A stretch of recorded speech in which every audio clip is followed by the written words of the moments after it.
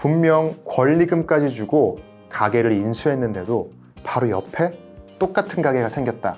혹은 양도인이 가게를 양도하고 나서 근처에 새로운 가게를 차려버렸다.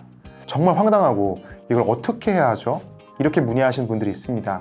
정말 황당하고 화가 나실 수 있어요.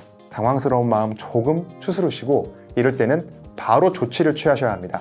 이런 상황에서 어떻게 해야 되는지 이번 영상에서 자세히 알려드리겠습니다. 권리금을 주고 가게를 인수하는 경우에는 기본적으로는 그 가게 영업의 전체, 즉 가게를 운영하기 위해서 필요한 시설이나 노하우 등 영업에 관한 일체를 양도받는 대가로서 권리금 주는 경우가 많을 거예요. 이렇게 영업 전체를 양수하는 경우를 영업양도라고 하고, 영업양도에 해당하는 경우라고 한다면 상법 제41조에 따라 영업의 양도인은 다른 약정이 없다면 10년간 동일한 특별시, 광역시, 시군과 인접한 특별시, 광역시, 시군에서 동종 영업을 하지 못합니다. 예를 들어 볼게요. A가 서울시 용산구에서 커피 전문점을 운영하다가 B에게 권리금 1억 원을 받고 영업 양도했고 계약서에 별도의 경업금지 약정이 없었다고 하더라도 A는 서울시 용산구는 물론이고 서울시 용산구와 인접한 서울시 종로구에서도 동종 영업인 커피 전문점을 할 수 없게 됩니다.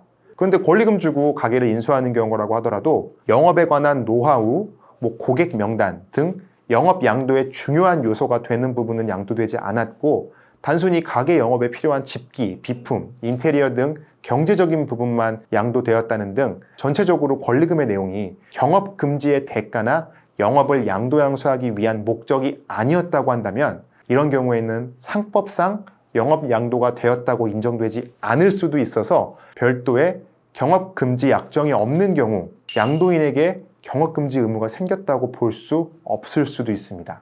이러한 애매한 상황을 방지하기 위해서는 확실하게 영업양도계약서를 작성하면서 경업금지 의무 조항을 기재해 두어서 몇 년 동안 또 어떤 조건으로 이걸 위반하는 경우에는 어떤 책임을 질지에 대한 구체적인 내용들을 기재해 두는 것이 좋습니다.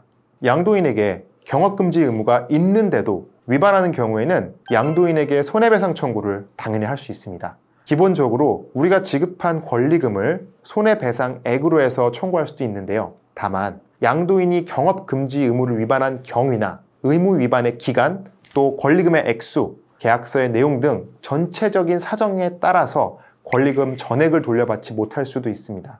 따라서 권리금 상당의 손해배상을 청구하기 위해서는 이에 대한 사전적인 검토를 마친 후 꼭 소송을 제기하시는 것이 바람직해 보입니다.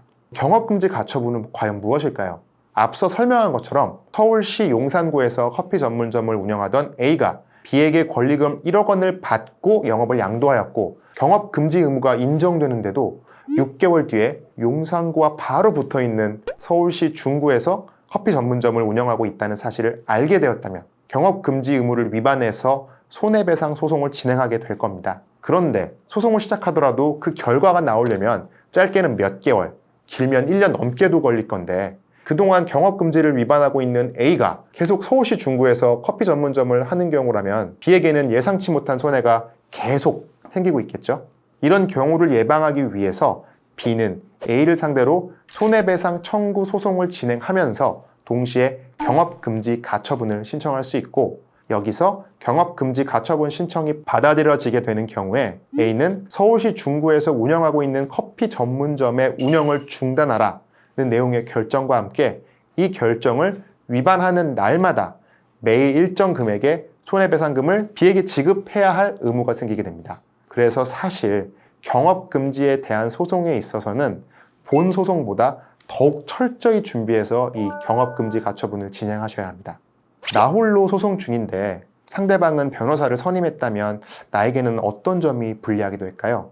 경업금지 가처분 신청 또는 손해배상 소송에서는 원고는 양도인인 상대방에게 경업금지 의무가 있다는 점과 나에게 손해가 발생했다는 구체적인 증거들을 함께 제출해야 하고 가처분 신청의 경우에는 경업금지 가처분을 해야 할 이유인 보전의 필요성 또한 입증해야 하기에 상대방이 변호사를 선임해서 법령과 판례를 인용해서 소송에 대응하는 경우 비전문가로서 적절하게 대응하기는 어려울 수 있습니다. 사실 경업금지 가처분 및 이를 전제로 한 손해배상 청구를 부득이 진행하게 되는 경우라면 권리금의 목적이 무엇이었는지 영업 양도에 해당하는지, 또 경업 금지 의무를 양도인이 부담하는지 등 검토해야 될 사안이 꽤 많은 사건입니다. 저희 사무실에서는 경업금지 의무를 위반한 양도인을 대리해서 양수인으로부터 받은 권리금 중 단 10%만을 손해배상액으로 지급하라는 내용으로 방어한 사례도 있고, 또 반대로 양수인을 대리해서 경업금지 가처분 결정을 받아들인 사례도 함께 있습니다. 요약하자면 권리금을 주고받는 영업양도가 무조건 상법상의 영업양도에 해당하지 않을 수도 있기 때문에 영업양도 계약을 하시면서 혹은 권리금 계약을 하시면서 양도인에게 확실히 경업금지 의무를 부담시키게 하고자 하신다면 권리금 계약서 또는 영업양도 계약서에 양도인의 경업금지 의무 조항을 꼭 기재하시고, 이를 위반한 경우에 손해배상 예정금도 함께 기재해 두시기를 추천드립니다. 이렇게 준비를 단단히 해두신다면 경업금지 의무를 위반한 양도인을 상대로 경업금지 가처분 결정을 받을 확률도 많이 올라가게 될 겁니다. 혹시라도 영업 양도 이후 경업금지 위반으로 인해서 추가적인 궁금증이 있으신 분이라면 언제든지 편하게 상담 주시면 친절하게 상담 드리겠습니다.